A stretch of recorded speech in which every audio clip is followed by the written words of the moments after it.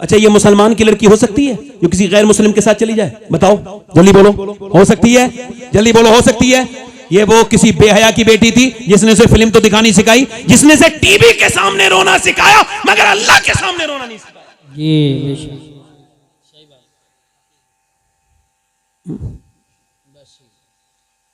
ये मुसलमान है। मैं इन्हें मुसलमान सही मानों में नहीं मानता, बड़ा एहतियात से बोलता हूं, सही मानों में नहीं मानता।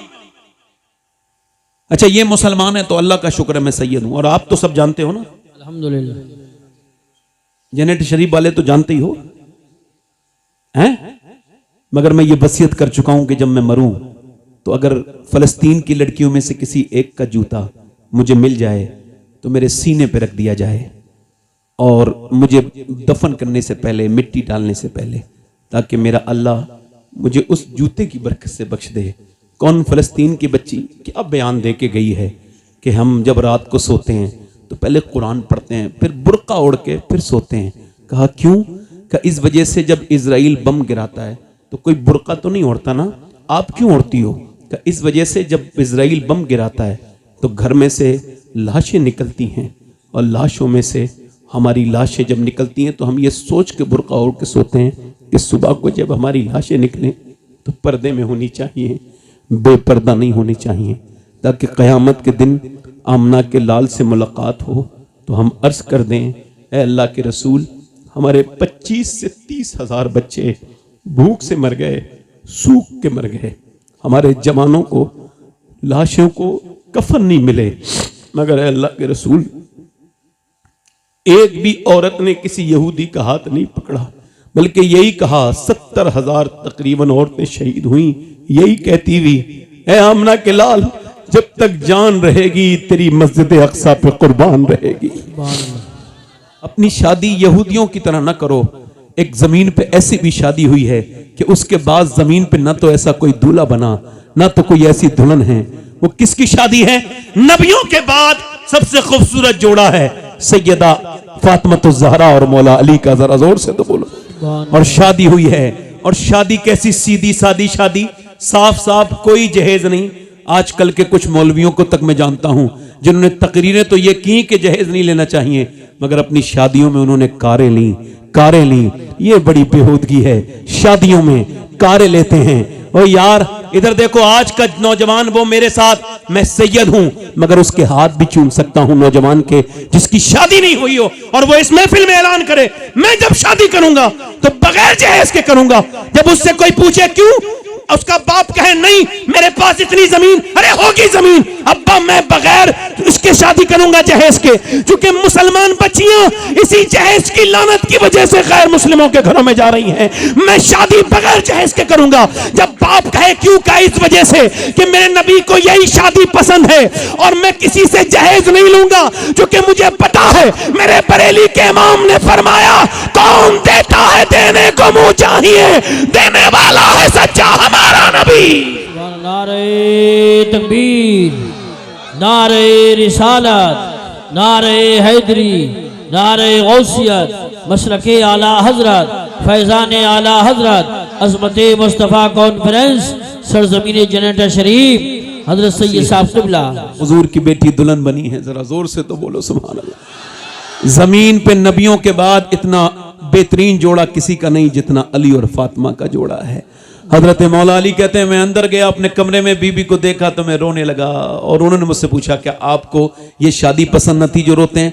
तो कहते हैं मैं खड़ा हो गया, आगे बढ़ा, मैंने कहा फातिमा ऐसी बात नहीं है, मैं इस वजह से रो रहा हूं कि आप, कोई भी लड़की जब दुल्हन बनती है तो नए एक जोड़ी कपड़े, इधर देखो जरा, इसको एहसास करना, आप मेरे गांव के लोगों, इसको एहसास करना, ये कितनी बड़ी बात हुजूर की मौला अली कह रहे हैं। मैं देख रहा हूं कि कोई भी लड़की जब दुल्हन बनती है तो एक जोड़ी नए कपड़े पहन लेती है। मैं सोच रहा हूं कि आपके चेहरे पे कोई शिकन नहीं, जबान पे कोई शिकवा नहीं, मगर दोनों आलिम को मालिक मुख्तार की बेटी जिस कपड़े में दुल्हन बनी है उसमें 17 अहमद लगे हैं। ओहो, हजरत अली को देखा तो सैयदा आगे बढ़ी, बड़े बाप की बड़ी बेटी आगे बढ़ी, हुजूर के हजरत अली का हाथ पकड़ा और कहा मेरे सरताज बिल्कुल भी गम न करें। मेरे अब्बा ने जब मुझे रुखसत किया था और बचपन से यही समझाया था, मेरी लाडली फातिमा, अल्लाह कपड़ों से राजी नहीं होता, अल्लाह तो सजदों से राजी होता है, सजदों से। अम्मी आयशा फरमाती, एक दिन हुजूर से मैंने कहा, हुजूर आपकी बेटी आ गई। हुजूर उठ के खड़े हो गए। बेटी तो बेटी होती है ना, तो ये जो चादर है ना, इसमें कुछ बंधा हुआ था, तो क्या फातिमा क्या लेके आई हो? ऐसे करके खोली अपनी चादर, तो एक रोटी निकली। अब्बा ये रोटी लाई हूं। हुजूर ने वो रोटी उठाई, मुंह में उसको एक लुकमा खाया, तो हुजूर की आंखों से आंसू। अब्बा क्यों रोते हैं?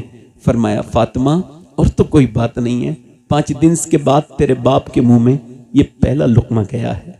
अल्लाह अकबर। बेटी तो बेटी होती। अब्बा आप खाएं। अली लाए थे जौ, मैंने उसको जौ को रोटी बनाई, उसे कुएं से पानी भी भर के लाई, फिर मैंने हसन हुसैन को भी खिला दी, अब्बा अली को भी खिला दी, मगर मैंने नहीं खाई। मैंने सोचा पहले अपने अब्बा को खिलाऊंगी, उसके बाद खाऊंगी। मेरा इमाम कहता है, जिसका आंचल न देखा मोह मेहर ने, उस हृदय नजाहत पे लाखों सलाम। नौजवानों, ये कोई तकरीर नहीं है, मैंने यहाँ तारीख इसी वजह से दी है कि हमारे गांव में भी ऐसी शादियां बहुत हो रही हैं। तुम नाचते हो, तुम डांस करते हो, तुम डीजे नचाते हो। ओए मेरे भाइयों, जो ऐसा करते हैं उनसे हाथ जोड़ के कहता हूं, आखिरत बड़ी सख्त है। अल्लाह को नाराज ना करो मेरे भाइयों, मेरे दोस्तों। जहेजों वाली शादी ना करो, अपनी शादियों को बरकत वाली शादी बनाओ। आप देखें, पहले के लोगों पे नेमतें नहीं थी मगर शुक्र था। इतने खाने जितने आप और मैं खा रहे हैं, हमारे बुजुर्गों ने कभी खाए होंगे? बोलो। 1930 में हिंदुस्तान में 50,000 लोग मरे थे भूख से। आज खाने से लोग मर रहे हैं रोज। सही बात। पहले भूख से मरते थे, अब अक्सर 99% मौतें ज्यादा खाने की वजह से ही होती हैं। पहले ना पंखा है, ना कोई एसी है। हमारे गांव में लाइट कब से आई है आपको तो खबर है। पहले रात में आती थी, कभी तार टूट गए तो फिर वो टूट ही गए। लाइटें नहीं थी, ना उनके पास, हमारे बुजुर्गों के पास पंखा था। ये लाइटें जो हमारे घरों में हैं नहीं थी। आज आप टंकी से पानी पीते हैं, वो नल से पानी पीते थे। उस जमाने के लोग, उनके पास कपड़े इतने बेहतर नहीं थे जितने हमारे पास हैं, मगर एक चीज जो हमारे पास नहीं है वो उनके पास थी। जब कोई उनसे पूछता था क्या हाल है, तो हाथ उठा के कहते थे, अल्लाह का बड़ा शुक्र है। मगर आज का इंसान वो अपनी नेमतों को नहीं देख रहा है। सिर्फ आप ही नहीं जी रहे हो, अस्पतालों में लोग भी जी रहे हैं। जाकर के देखो मेरे भाइयों, अस्पतालों में देखो, जिस वेंटिलेटर पे रखे हैं, जिनके गुर्दे खराब हो गए, जिनको डायलिसिस हो रहा है, वो भी एक जिंदगी है। जाओ दिल्ली एम्स में देखो, जाओ दिल्ली दूसरे अस्पताल में देखो, मुरादाबाद में देखो, जाकर के लखनऊ के पीजीआई में देखो, किसी को कैंसर डॉक्टर ने लिख के दे दिया है तो बड़ी दौलत है। मैं 4 अक्टूबर को गया था हैदराबाद, तो वहां एक साहब बोले, वो आपसे मिलना चाहते हैं, एक साहब आपकी तकरीर सुनते हैं। मैं कहा मेरे पास वक्त नहीं है। वो कहने लगे वो बड़े परेशान हैं आपसे मिलने के लिए। मैं कहा मेरे पास वक्त नहीं, मुझे जाना है। कहने लगे नहीं, वो सैयद साहब चले, बीमार हैं। तो चूंकि बीमार को देखने जाना सुन्नत है, अब ये बात अलग है कि हम अब बीमार भी उसको ही देखते हैं, बल्कि अब तो लोग सलाम भी उसे ही करते हैं जिससे पहचानते हैं। जी जी जी जी, सही बात। हुजूर ने फरमाया, कयामत की निशानी यह है कि लोग उसको ही सलाम करेंगे जिसे पहचानते होंगे। आज लोग कुछ लोग तो घमंडी लोग हैं, अल्लाह माफ करे, जैसे देख भी लेंगे तो सलाम नहीं करेंगे, और बोलो तो अब उन्हें सलाम करो, अस्सलाम, ठीक हो, मतलब उसके गुरूर तकब्बुर को उसके रिलैक्स हो गया एकदम। ये अंदर हुजूर ने फरमाया, जिसने सलाम में पहल की वो घमंड से बरी हो गया। मौला अली ने फरमाया, घमंड का चेकअप किया करो। बताऊं घमंड का चेकअप कैसे होगा? बताऊं?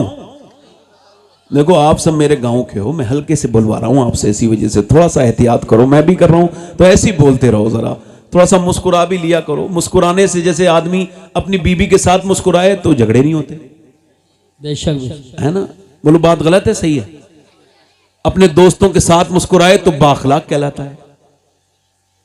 अच्छा, ये फिल्टर वाले मोबाइल खरीद रहे हैं नौजवान आजकल, मोटी नाक छोटी हो जाएगी, पहचानोगे नहीं। मोबाइल में जो मैं हूं, यानी उसको भी खुद पता है मैं ऐसा नहीं हूं, मगर चूंकि दिल के खुश रखने को गालिब ये ख्याल अच्छा है, वो मोबाइल में अपनी नाक को छोटी करना, वो मोटी आंखें, वो सब फिल्टर। औरतें लाखों करोड़ों रुपया खर्च होते हैं, अरबों डॉलर खर्च होता है इस पर ये कि औरतें खूबसूरत हो जाएं, कॉस्मेटिक पर, क्रीम पर, पाउडर पर, फेस वॉश पर। मगर ऑक्सफोर्ड यूनिवर्सिटी कहती है कोई भी, ऑक्सफोर्ड दुनिया की सबसे बड़ी यूनिवर्सिटी, वो कहती है कोई भी चेहरे को ग्लो नहीं पैदा कर सकती, कोई क्रीम, कोई साबुन, कोई फेस वॉश का। फिर कह लगे इंसान के चेहरे में 126 रगें हैं, मसल्स हैं, ये तभी एक्टिव होती हैं जब बंदा मुस्कुराता है। और ये मेरे हुजूर की प्यारी सुन्नत है।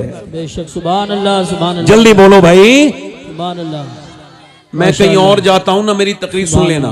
मैं कहीं और जाता हूं तो कहता हूं हमारे गांव में जब कोई सुभान अल्लाह कहता है तो अल्लाह उसको 90 नेकियां अता करता है। सुभान अल्लाह, माशाअल्लाह। तो क्या अब वो हिसाब नहीं चल रहा है क्या? सुभान अल्लाह। आपको क्या लग रहा है सुभान अल्लाह कहने से कोई कमी आ जाएगी इज्जत में? अरे अल्लाह का जिक्र तुम यहां कर रहे हो, तुम चले जाओगे आप भूल जाओगे। अल्लाह के जिक्र का यही तो फायदा है। अल्लाह के रसूल फरमाते हैं जमीन का एक हिस्सा दूसरे हिस्से पे फक्र करता है, प्राउड फील करता है कि मेरे ऊपर कल एक ऐसा बंदा गुजरा था जिसने अल्लाह को याद किया था या बैठा था। कभी अपनी बाइक रोक के जंगल में नमाज पढ़ो, कभी कार रोक के नमाज पढ़ो, तुम भूल जाओगे मगर वो जगह तुमको नहीं भूलेगी। कयामत के दिन कहेगी मालिक इसे माफ कर दे, इसने वहां पे नमाज पढ़ी थी।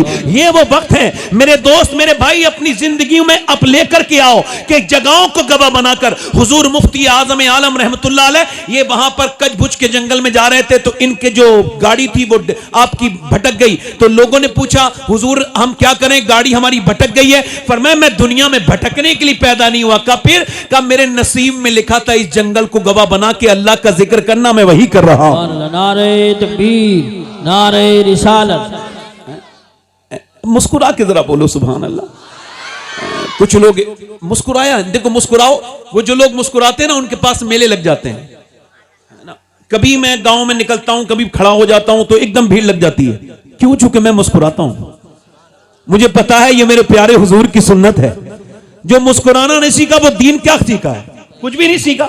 मुस्कुराना वो सुन्नत है। अनस इब्न मालिक कहते हैं एक आदमी आया, आकर के परेशान था, हुजूर की चादर इतनी जोर से खींची पीछे से कि सरकार की गर्दन पे निशान हो गया। यार ये कितनी बड़ी बात है। वो दोनों आलम के मालिक व मुख्तार। और अब अगर हमें कोई खींचेगा तो हम कैसे देखेंगे? एकदम पलट के और एकदम गुस्सा आ जाएगा। मगर वो फरमाते हैं हुजूर ने उसकी तरफ देखा तो मुस्कुरा के देखा, मुस्कुरा के देखा। जरा बोलो तो मजा लो इस हदीस का। हुजूर ने मुस्कुरा के देखा और कहा कैसे आए हो? देहाती आदमी था, बातचीत करना नहीं जानता था। रो के बोला मेरे बच्चे भूखे हैं, मैंने सुना है आपके पास कोई अगर भूखा आ जाए तो आप उसको खाली नहीं भेजते। हुजूर ने फरमाया दोनों पहाड़ों के दरमियान जितने मवेशी हैं, जितनी बकरियां हैं, सब तेरी हैं, जा ले जा। मेरा इमाम कहता है मेरे करीम से अगर कतरा किसी ने मांगा दरिया बहा दिए हैं, दुर्बे बहा दिए। सुभान अल्लाह, माशाअल्लाह, माशाअल्लाह। बड़ी मेहरबानी बेटे। अभी मेहमान आएंगे तो पैसे देने, मुझे पैसे कोई ना दो, बैठ के बस सुन लो तकरीर, पैसे ना देना, बस बैठो। मेहमान आएंगे तो आप देंगे इंशाल्लाह। मैं तो आपके यहाँ का हूँ। अब मेरी बात सुनो, ध्यान से मेरी बात सुनना। मैं जो आपसे अर्ज कर, तो ये आप ही सिर्फ दुनिया में नहीं रह रहे हैं, अस्पतालों में लोग हैं। तो वो मुझसे बोले चलिए। अच्छा मैं गया। हुजूर फरमाते हैं जब कोई बीमार को देखने जाता है ना मेरा उम्मती, हालांकि अब बेचारा गरीब मर भी जाए ना तो उसके जनाजे में लोग नहीं होते। मालदार तो जरा छींक भी जोर से छींक देना तो लोग आ जाते हैं, क्या हो गया भाई, क्या हुआ, दवा ववा ले लो, मैंने सुना है तबीयत खराब है। गरीब की लाशा निकल जाता है, गरीब के जनाजे में लोग शिरकत नहीं करते। कैसी मुनाफिकत है। मेरे आका फरमाते हैं मेरा उम्मती जब किसी का नमाज जनाजा पढ़ता है और इस नियत से कि अल्लाह राजी हो जाए और वो सच्ची नियत से अगर वो नमाज पढ़ ले तो फरमाते हैं अल्लाह उसके सारे गुनाहों को माफ कर देता है। अल्लाह के रसूल फरमाते हैं बीमार को देखने जाओ तो थोड़ी देर ठहरा करो। जरा जोर से तो बोलो सुभान अल्लाह। हुजूर फरमाते हैं जब कोई बीमार को मेरा उम्मती देखने जाता है, फरमाते हैं जब देखने जाता है और जब तक वो बीमार को देख के आता नहीं 70,000 फरिश्ते उसके लिए दुआए मगफिरत करते रहते हैं। सुभान अल्लाह, माशाअल्लाह, माशाअल्लाह। बहुत अस्पतालों में जाओ तुम्हें अपनी मौत याद आएगी। जाओ तड़पते हुए लोगों को। मैं गया उसके घर में, बड़ा आदमी था हैदराबाद में, उसके घर में मर्सिडीज, BMW और जो है वो जैगवार, वो गाड़ियां जो लोग ख्वाब में देखते हैं उसके घर थी। बेहतरीन गाड़ी, बेहतरीन बड़ा बंगला। मैं अंदर गया, उसने सिर्फ सलाम किया, मुझे हाथ नहीं मिलाया। मैंने कहा ये क्या बात? मौलाना बोले बताएंगे। मैंने कहा भाई ठीक है, क्या बात? तो रोने लगा, कहने लगा मैं गुटखा खाता था, 25 साल लगातार गुटखा खा रहा था। फिर कहते हैं गुटखा खाते खाते एक दिन दाना निकला, फिर मैं चेकअप कराने गया डॉक्टर के पास, तो डॉक्टर ने फिर चेकअप किया और जब मेरी रिपोर्ट आई ना तो मेरा सारा नशा झड़ गया। डॉक्टर ने कहा बस 1.5 महीना रह गया है, 2 महीने आखिरी स्टेज है। कहते हैं वो गड्डियां मुझे जो सुकून देती थी ना वो मुझे अब रद्दी बन गई, वो मेरे बच्चे मुझे यतीम नजर आने लगे। हाँ, मगर रात को सजदा करता हूं तो एक बात का तो शुक्र अदा करता हूं। कह लगे जब कैंसर का मर्ज नहीं हुआ था तब भी मैं नमाज पढ़ता था, मगर जब से ये कैंसर हुआ है अब मेरी नमाज में आंसू शामिल हो गए। अब मुझे लगता है कि जैसे मैं नमाज पढ़ रहा हूं, कहते हैं सजदे में जाता हूं तो कहता हूं मालिक तेरा बड़ा शुक्र है कि लोग अचानक मर जाते हैं, तूने मुझे तकरीबन 2 महीने का वक्त दिया।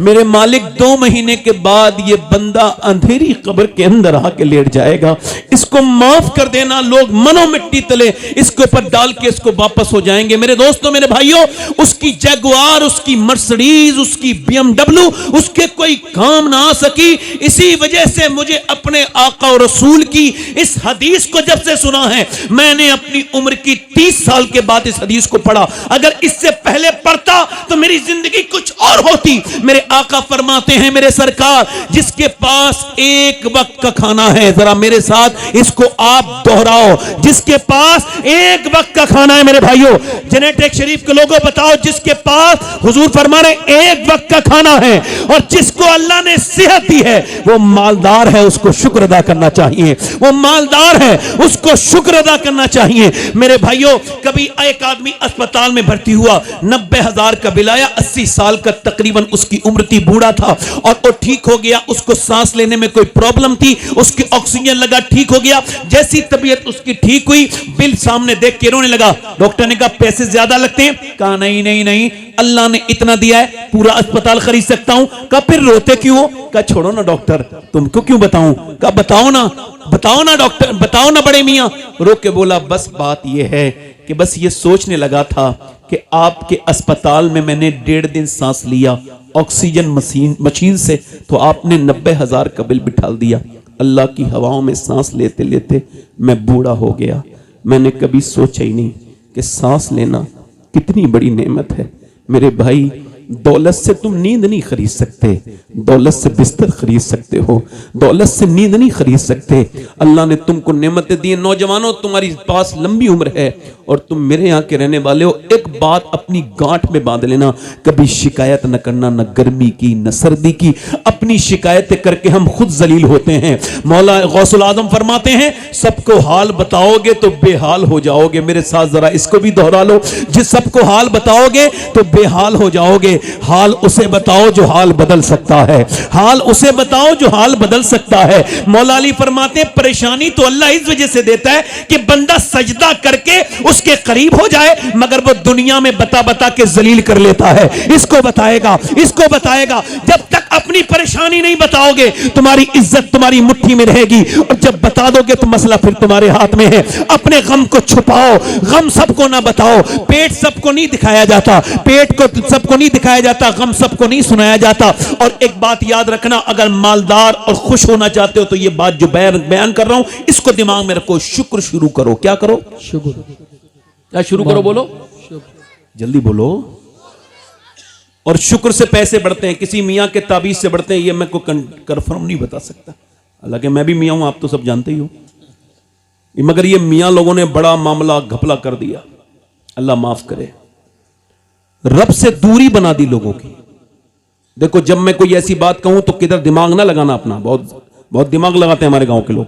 मैं कॉमन बात कर रहा हूं, अल्लाह माफ करे। मैं इस मिंबर पे मैं अगर किसी के बारे में जानबूझ के कोई बात करता हूं तो मैं आपसे मैं कसम खा सकता हूं, किसी भी तरह की बात नहीं, मगर बता रहा हूं कि इस तरफ ना जाओ कि जब तुम्हें प्रॉब्लम आए तो किसी मियां के ताबीज के पास जाओ। नहीं नहीं, ये कोई फालतू बात है, इससे बचो।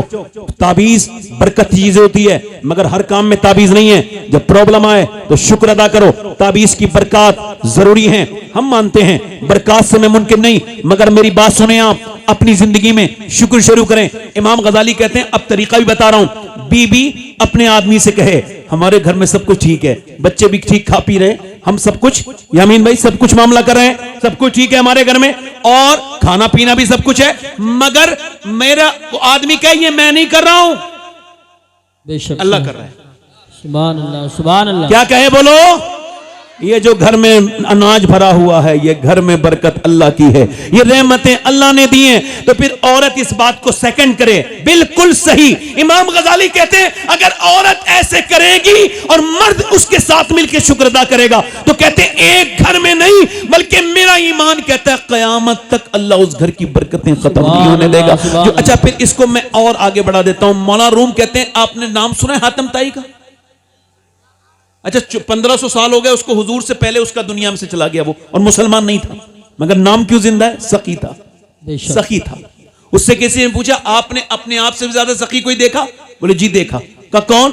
कह लगे मैं जा रहा था सफर पे ना, तो मुझे भूख लगी थी, एक गांव में देहात में चला गया, दरवाजे पे दस्तक दी, क्या बात है? मैंने कहा भूख लगी है। देहात के लोगों के पास माल नहीं होता, मगर अल्लाह दिल बड़ा देता है, आओ अंदर आ जाओ मेहमान, अहलन व सालन बिठाला, गद्दा तकिया लगाया, और कहते हैं फिर उसने बकरा ज़िबा किया और सबसे पहले उसकी बेहतरीन तरह से उसने उसकी भूंजी, और भूनने के बाद उसने कलेजी मेरे सामने रखी। इतनी ज्यादा जायके वाली कलेजी मैंने कभी खाई नहीं थी।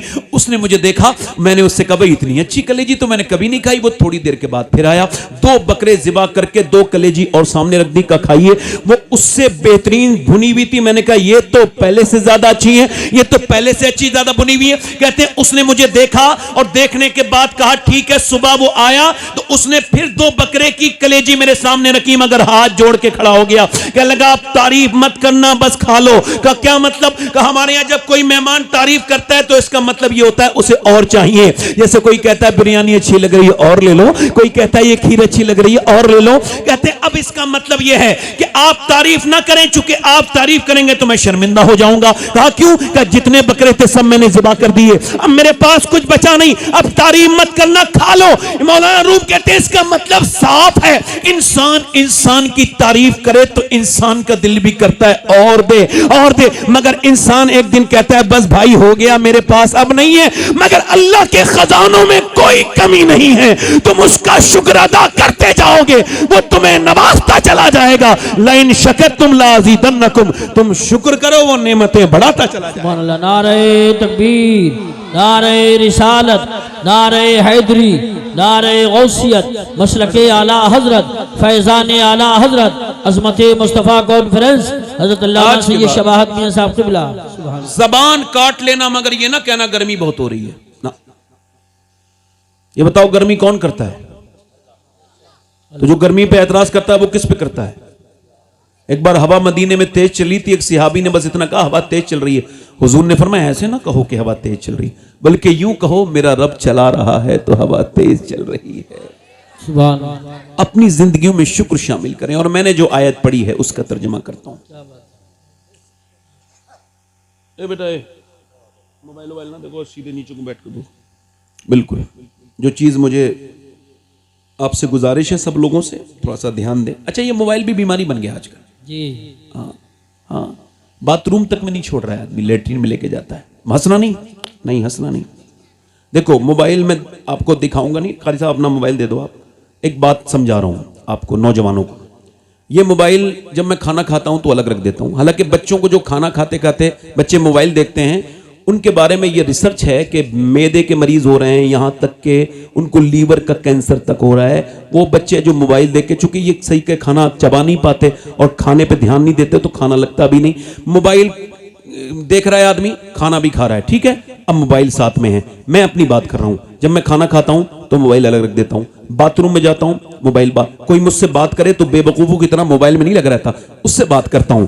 मगर सुने आप, मगर अब जब ये ऐसा हाल बन जाए, अब तक तो मैं मोबाइल का हूं मालिक, चूंकि ये मेरी मर्जी पर है, मगर ये जब मुझे बाथरूम में ना छोड़े, घर में ना छोड़े, मस्जिद में ना छोड़े, जलसे में ना छोड़े, स्टेज पे ना छोड़े, तो अब मेरा मालिक बन गया मोबाइल। जी जी। इससे आपको बचना है। मोबाइल को अपना मालिक ये सोचने की तमीज चुको। अब मैं अपनी बात शुरू कर रहा हूं। अल्लाह फरमाता है अल्हाकुमुत तकासुर हत्ता ज़ुरतुमुल मकाबिर। अल्लाह फरमाता है तुम्हें गाफिल रखा माल की ज्यादा तलबी ने। अल्हाकुमुत तकासुर। ए बेटा, ए बच्चे बोलो, अलग बैठो, उधर जाके बैठो, अलग अलग बैठो, ठीक है, बस ठीक। अल्लाह फरमाता है तुम्हें गाफिल रखा माल की ज्यादा, हुजूर फरमाते हैं आदम की औलाद को अल्लाह एक जंगल भर के सोना दे दे। कितनी जंगल भर के? ये उसको एक दिन में ठिकाने लगा के दूसरे दिन दूसरा जंगल तलाश करने चला जाएगा। हुजूर फरमाते हैं उम्र बढ़ती है, और हुजूर फरमा रहे हैं मगर दो चीजें जवान होती हैं। बताऊं कौन सी चीजें? दो उम्र के साथ दो चीजें जवान होती हैं। उम्र में इंसान बूढ़ा, मगर दो चीजें जवान। फरमाते एक तो पैसे की ख्वाहिश, दूसरा जीने की तमन्ना और आरज़ू। ठीक है? अल्लाह क्या फरमाता है? तुम्हें गाफिल रखा माल की ज्यादा तलबी ने, ज्यादा तलबी ने। ये जो तलब है, यहां भी माल, चाहे हराम चाहे हलाल, बस माल होना चाहिए, और बैंकों में जमा कर रहे हैं। कितने लोग ऐसे हैं जिन पे हज फर्ज है मगर पैसे के लालची हैं, बिल्कुल हज भी नहीं करेंगे, ना ज़कात देंगे, उसको अपने अंदर रखे हुए हैं, और उसको माज़अल्लाह उस पैसे का जो है ना वो गलत मिसयूज करते हैं। कुछ लोग समझते हैं हमने पैसा रख लिया तो ये हमारा बच गया, जो बैंकों में है वो बच गया। नहीं नहीं नहीं। जो प्लाटें खरीदी गई वो बच गया। नहीं नहीं नहीं। जो जमीनें खरीद के डाल दी वो बच गया। नहीं नहीं नहीं, ये नहीं बचा। अल्लाह के रसूल ने एक बकरी ज़िबा की, उसको फिर अल्लाह के राह में आपने सदका कर दिया, उसको अल्लाह की राह में दे दिया। उसके बाद घर तशरीफ लेकर के आए और पूछा आयशा क्या बचा? तो उन्होंने अर्ज की या रसूल अल्लाह ये 5-6 बोटी बची हैं। फरमाया ये नहीं बचा, बचा वो है जो अल्लाह की राह में चला गया है। सुभान अल्लाह, सुभान अल्लाह, बेशक बेशक। अब कुछ लोग ये समझते हैं ना मैं मस्जिद को दूंगा, नहीं मदरसे को नहीं दूंगा, मगर जब शादी होगी तब देखना मेरे पास कितना कम पैसा है। न मस्जिद को देगा, न मदरसे को देगा, न आलिम से मुसाफा करेगा। अगर डॉक्टरों से बचना चाहते हो तो अपनी मस्जिद के इमामों से मुसाफे भर के किया करो। वाह वाह वाह, क्या कहने हैं सैयद साहब, वाह वाह वाह वाह वाह, बहुत अच्छी बात है माशाअल्लाह, सुभान अल्लाह। बोलो तो यार, बोलो तो है। ये पैसा कौन सा पैसा, ये कौन सा पैसा? तेरे बाद तेरे लिए पैसा ये जहर बन जाएगा। तूने पैसा कमाया। अब अल्लाह फरमाता है अल्हाकुमुत तकासुर हत्ता ज़ुरतुमुल मकाबिर, तुम्हें गाफिल रखा माल की ज्यादा तलबी ने, हत्ता ज़ुरतुमुल मकाबिर, यहां तक कि तुमने कब्रों के मुंह देख लिए। कहां चले गए? बोलो, कब्रों के मुंह देख लिए, यहां तक कि तुमने कब्रों के मुंह देख लिए, यानी कब्रों में चले गए। अब वो आगे बात करता है, आगे इरशाद फरमाता है, अल्लाह फरमाता है कल्ला सौफा तालमून सुम्मा कल्ला सौफा तालमून, फरमाता है कि हाँ हाँ जान जाओगे, हाँ हाँ जल्द जान जाओगे। फिर फरमाता है सुम्मा कल्ला सौफा तालमून, फिर हाँ हाँ जल्द जान जाओगे, यानी बात एक ही है। और देखो 2 बार कह रहा है, इधर कान खोल के मेरी तरफ देखो, अल्लाह कितनी मर्तबा कह रहा है? 2 बार। बात एक ही है मगर 2 बार। कल्ला सौफा तालमून सुम्मा कल्ला सौफा तालमून, हाँ हाँ जान जाओगे। फिर कहता है सुम्मा कल्ला सौफा तालमून, सुम्मा का मतलब है फिर, यानी मैं इसको ऐसे समझ लीजिए, मैं तुमको बता रहा हूं फिर बता रहा हूं, समझे? फिर बता रहा हूं। अल्लाह फरमाता है कल्ला सौफा तालमून सुम्मा कल्ला सौफा तालमून। मौला अली से पूछा अल्लाह ने 2 मर्तबा एक ही बात को क्यों इरशाद फरमाया? तो मौला अली ने फरमाया एक बार माल का हिसाब कब्र में देना पड़ेगा, फिर दूसरा हश्र में देना पड़ेगा। क्या बात है, सुभान अल्लाह, सुभान अल्लाह, माशाअल्लाह। जवाब नहीं, बहुत अच्छा। एक बार जल्दी बोलो, इधर बोलो, जल्दी बोलो। अब आप ये भूल जाओ मैं आपके गांव का हूं, आप समझो मैं तकरीर करने वाला हूं, बस आपसे मेरा अभी रिश्ता यही है, बस जरा जोर से बोलो सुभान अल्लाह। भूल जाओ कि मैं कहां रहता हूं, मैं कौन हूं, मगर मेरी तरफ देखो, गौर करो, मेरी तरफ देखो, गौर करो। अल्लाह फरमाता है कल्ला सौफा तालमून सुम्मा कल्ला सौफा, हाँ हाँ जान जाओगे, इंसान ऐसे छोड़ा नहीं जाएगा। तुम क्या समझते हो? अब अच्छा आप मुझे बताओ, मैं आपसे पूछना चाहता हूं, हो सकता है ये मेरी जिंदगी की आखिरी तकरीर हो? अल्लाह अल्लाह अल्लाह, कोई इसमें कोई बात तो नहीं कोई बात नहीं है ना? हो सकता है। हुजूर फरमाते हैं हर नमाज को आखिरी पढ़ो, और गौसुल आजम फरमाते हैं अगर आखिरी समझ के ना पढ़ोगे ना तो मुर्गे की तरह ठोंगे मारोगे। जी बेशक। कुछ लोग ऐसे हैं बेचारे पूरी जिंदगी नमाज पढ़ने गए, अभी बीबी से बात करने का सलीका नहीं सीखे, इमाम उनसे नाराज, और दूसरों का नमाज नहीं पढ़ने देंगे। किसी का हाथ देखेंगे, किसी का पैर देखेंगे। कुछ तो इतने खूसट बूढ़े होते हैं, जब ये कहीं के नहीं रहते हैं तो मस्जिद में जाके खुराफात करते हैं। मैं किसी को कह नहीं रहा हूं, जो ऐसा करता है उसे कह रहा हूं, जायज बात है। कोई बच्चे मस्जिद में आ जाएं तो मारते तोड़ते हैं उन्हें। बिल्कुल बिल्कुल। यही तो है भोंडे लोग, ये जहां जाएं। अब सुनो मेरी बात, गौर करो। आपसे मैं कह रहा हूं, मेरी बात ध्यान दें, आप गौर करें। हो सकता है ये मेरी जिंदगी की आखिरी तकरीर हो। बोलो, कह दो, हाँ कह दो, हाँ कह दो। हो सकता है, अगर ऐसा हो सकता है तो ऐसा भी हो सकता है मेरे भाइयों कि यहां कोई बंदा आखिरी तकरीर सुनने आया हो। जी बेशक, बहुत अच्छा पैगाम हो सकता है ना, बड़ी नसीहत हो सकता है। बहुत अच्छा, बड़ी कभी नसीहत। देखा है तुमने जनरेटर शरीफ में आपने कोई बेनमाजी जब मरने वाला था तो फरिश्ता आया था उसके पास और कहा कि भाई बेनमाजी हो जहन्नम में जाओगे वरना तौबा कर लो? कभी कहा? नहीं। कभी कहा? बोलो, कभी कहा? किसी बेनमाजी से हुजूर फरमाते हैं बेनमाजी जब मरेगा इतनी प्यास लगेगी, इतनी प्यास लगेगी कि 7 समंदरों का पानी भी पी ले तब भी उसकी प्यास नहीं बुझ सकती। 7 समंदरों का पानी पी ले और वो दुनिया से जब जाएगा तो जलील होके मरेगा, जलील होके मरेगा, जलील होके मरेगा। और जब उठेगा तो मुसलमानों के साथ नहीं उठेगा, ये कान खोल के सुनना, ये बल्कि उठेगा फिरौन के साथ, नमरूद के साथ। अब जो नमाज में मेरी बात सुन रहे हैं आप, नहीं जो नमाज नहीं पढ़ते उनके बारे में आप बताओ मैं आपको, जो नमाज छोड़ देता है अल्लाह के जिम्मे करम से निकल गया। जिसने नमाज छोड़ा उसने दीन को ढा दिया। जो नमाज नहीं पढ़ता, अब मेरी तरफ गौर करें और तवज्जो करें, मेरी तरफ गौर करें। मगर आज तक किसी बेनमाजी से मौत ने कहा कि तौबा कर ले वरना मर जाएगा, और यूं ही अगर मर गया तो जहन्नम में जाएगा। कभी ऐसे किसी आदमी से सूद खाने वाला जब कयामत के दिन खड़ा होगा तो उसका पेट उसको गिरा देगा। पेट बड़ा होगा, जिस्म छोटा होगा, पेट उसका जो उसका तवाजुन, उसकी तोंद बिगाड़ देगी। ये खड़ा होगा, बैठेगा, खड़ा होगा, गिरेगा, गिरेगा, खड़ा होगा, गिरेगा, खड़ेगा, यही तक होता रहेगा। अहले मैशे पूछेंगे ये कौन है तोंद वाले? पूरे मैदान में तोंद वाले हैं, इनकी पेट बड़े बड़े हैं, ये कौन जलील लोग हैं? तो फरिश्ते कहेंगे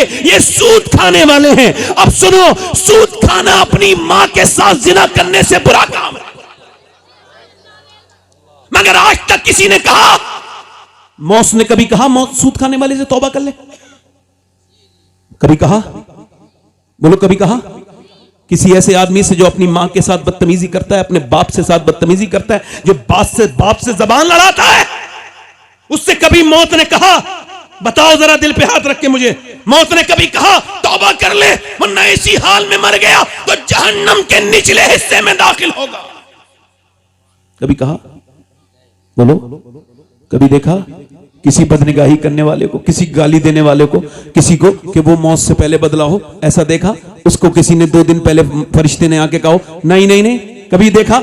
अब सुनो, हो सकता है मेरी पूरी तकरीब भूल जाना, मगर अपने मोबाइलों के स्टेटस पर ये स्टोरी लगाना जो गौसुल आजम की स्टोरी है, ये फरमान लगाना जो गौसुल आजम का फरमान है, फिर मेरे साथ दोहराना है सबको।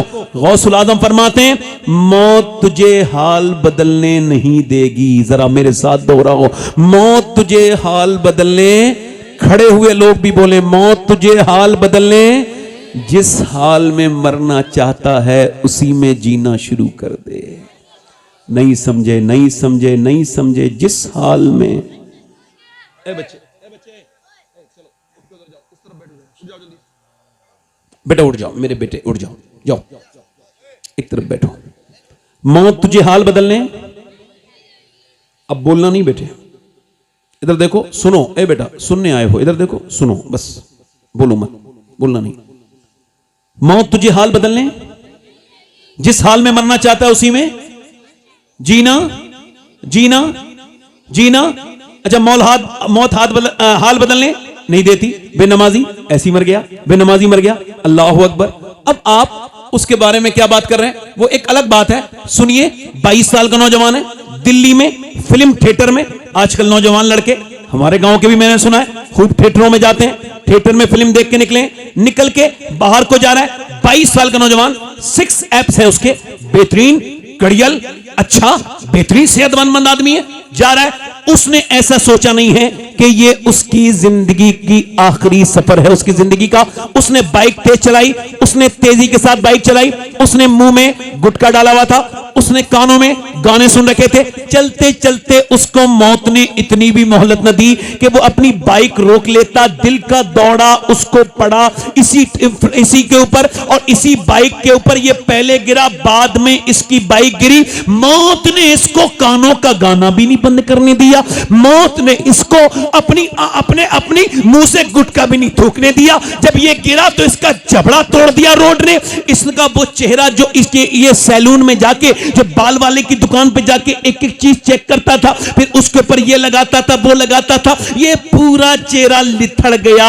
उस रोड की कंकरी ने पूरा बिगाड़ के रख दिया। और फिर जब चला, इसको पोस्टमार्टम हाउस पहुंचा दिया गया। पोस्टमार्टम हाउस अब चाहे कोई भी भी चला जाए, चाहे कोई भी, अगर वो अननेचुरल मौत मरा है, मर्द हो, औरत, बच्चा, जवान, कोई भी, उसके सारे कपड़े उतार दिए जाते हैं। उसके बाद फिर किया जाता है, उसके बाद फिर उसको जो है वो उसके ऊपर पहले छेनी और हथौड़ी से काटते थे, उसके सर को पहले, फिर यहां फाड़ते थे। अब ऐसा नहीं करते हैं, उनके पास ग्लेंडर है लकड़ी वाला, यहां से डालेंगे पूरा कर्र से पूरा खाड़ के, और ये निकालेंगे ऊपर का हिस्सा, और इसके ऊपर वो जो भी देखना देखेंगे, ये फाड़ेंगे पूरा, यहां से लेके यहां तक पूरा फाड़ के इसको बिल्कुल जैनब चीर देंगे। और उसके बाद ये उसमें मोटी मोटी सुई से तागे लगाते हैं, सूजे से जिसको हमारे यहां कहते हैं, उसको मोटी मोटी सुई से इसके आगे ये लगाएंगे टांके, और फिर कट से अंदर दाखिल करेंगे, फिर बाहर करेंगे। और मैंने अपने एक आदमी को मैंने गुस्ल दिया था, तो मैंने वो भी 18 साल का लड़का था, मैंने उसका सर जब उठाया,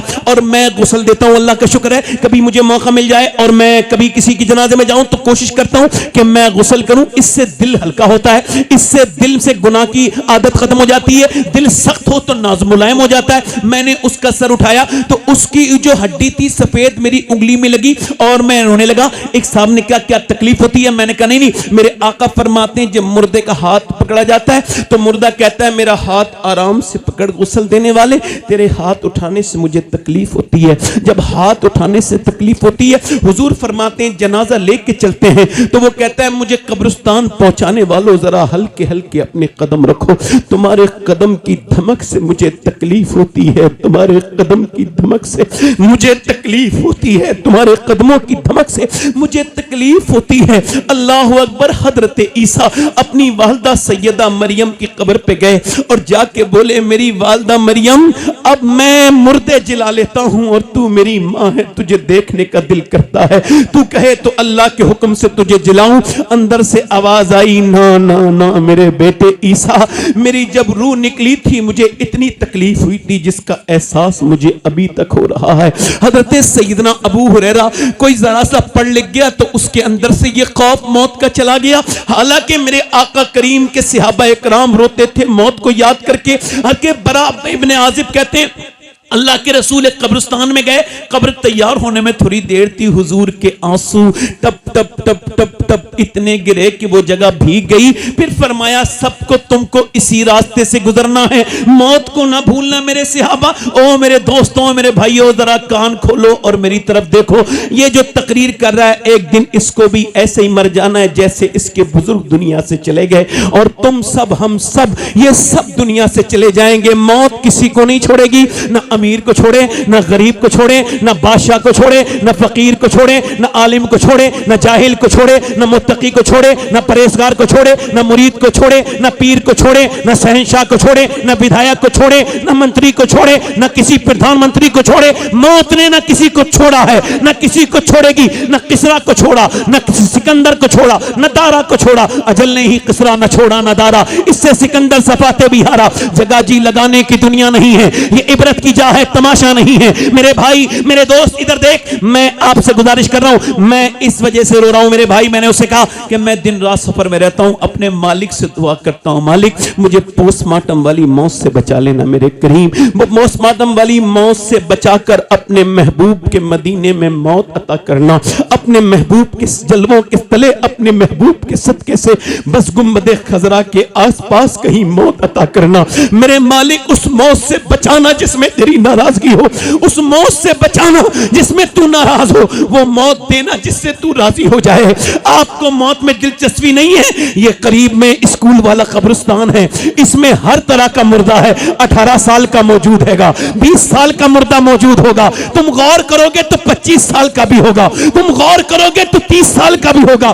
तुमको दिलचस्पी क्यों नहीं है मौत में? मुझे बताओ जरा, तुम क्यों मौत के बारे में नहीं सोचते? जबकि 25 साल के भी कब्र है। ये हर उम्र का आदमी जो दफन है कब्रिस्तान में, ये पूरी दुनिया के ये ऐलान है कि जब वो न बचे तो तुम भी नहीं बचोगे, कोई नहीं बचेगा। बड़े बड़े शहंशाहों को मौत आ गई मेरे दोस्तों, मेरे भाइयों। उसका जनाजा वहां से उठा, उसको उन्होंने गुस्ल करके काली पन्नी में लपेट के दे दिया। 22 साल की मैयत जब आती है तो दिल पे क्या गुजरती है। जब मां ने देखा हाय मेरा लाल, हाय मेरा बेटा, मां के हालात बिगड़े हैं। बहन कहती है मेरा वीर, मेरे भाई। अब बाप कहता है मेरी कमर टूट टूट गई मेरा अकेला बेटा, मगर मियाँ सबके दिल के हाल एक जैसे नहीं होते। चलो चलो दुकानें बंद हैं, दफन करो, टाइम हो गया। तू किस दुनिया से दिल लगाया है, ये 10 मिनट तेरे बाद तुझे बर्दाश्त नहीं करेगी।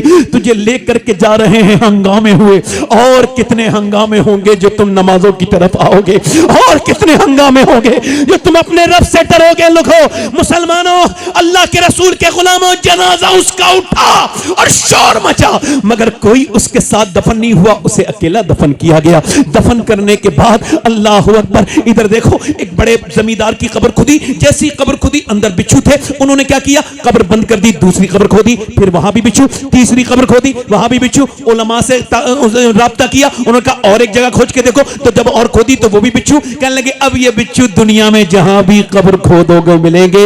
ये बिच्छू नहीं है, कब्र का अजाब है, ये पहले ही शुरू हो गया है इस जमींदार के गुनाहों की दिखाने की वजह से कि ये आज पकड़ा गया है, आज कोई राह फरार नहीं है, इन्हीं बिच्छुओं में इसको डाल दिया जाएगा।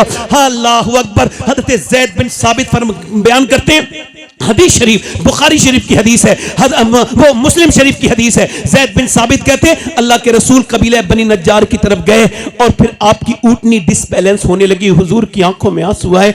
हमने अर्ज की हुजूर ये बिदअत क्यों रही है ऊँटनी आपकी, और आपकी आंखों में आंसू के। फरमाया वो कब्रिस्तान है, कब्र वालों पे अजाब हो रहा है, मेरी ऊँटनी उसकी आवाज सुन के बिदक रही है। फरमाते हैं अगर मुझे डर ना होता कि तुम कब्र में अपने मुर्दे दफन करना बंद कर दोगे तो मैं तुम्हें दिखाता कि कब्र का अजाब क्या होता है, दिखाता कि कब्र का अजाब क्या होता है। उसको दफन कर दिया गया, उसको लोग दफन करके लौट गए, कोई नहीं रुकता, ना भाई रुके। वो कहता है, हुजूर फरमाते हैं जब दफन होता है तो कहता है मेरे दोस्तों थोड़ी देर तो रुक जाओ, मेरे दोस्तों कितनी रातें मैंने तुम्हारे साथ गुजारी, थोड़ी देर, मगर तुमने देखा नहीं तुम फातिहा पढ़ने के लिए भी कुछ लोग नहीं रुकते। बोलो बात सही है नहीं?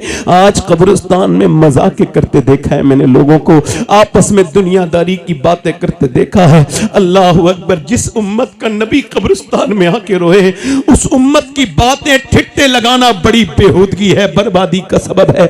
इस वजह से थोड़ी जाते हैं लोग आजकल माज़अल्लाह इल्ला माशाअल्लाह कि लोग अल्लाह के लिए या उसके सवाब के लिए, नहीं ये मेरी दफन में गया था, मैं भी गया हूं, ये आजकल चलन गया है। अरे मौत को तो दुनियादारी में न कहो, मौत के साथ तो दुनियादारी ना करो, तुम जिसका सुनो चले जाओ। मेरे दोस्तों मेरे भाइयों, उसको दफन कर दिया गया और कोई नहीं रुका। वो कहता है मेरे दोस्तों रुको, कोई नहीं रुका। अल्लाह के रसूल के गुलामों, सवाल मेरे नौजवानों से है कि वो फिल्म देख के मरा था, उसने अपनी उन आंखों से हुजूर को कैसे देखा होगा जिन आंखों से वो गंदी तस्वीर देख के मरा था।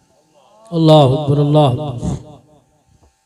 बताओ, इधर देखो, इधर देखो, कल है दीदार का दिन, आज यहाँ आंख बेकार है, क्या होना है। छुप के लोगों से किए, जिसके मेरे नौजवानों को यहूदियों ने इजराइल में बैठे बैठे बर्बाद कर दिया।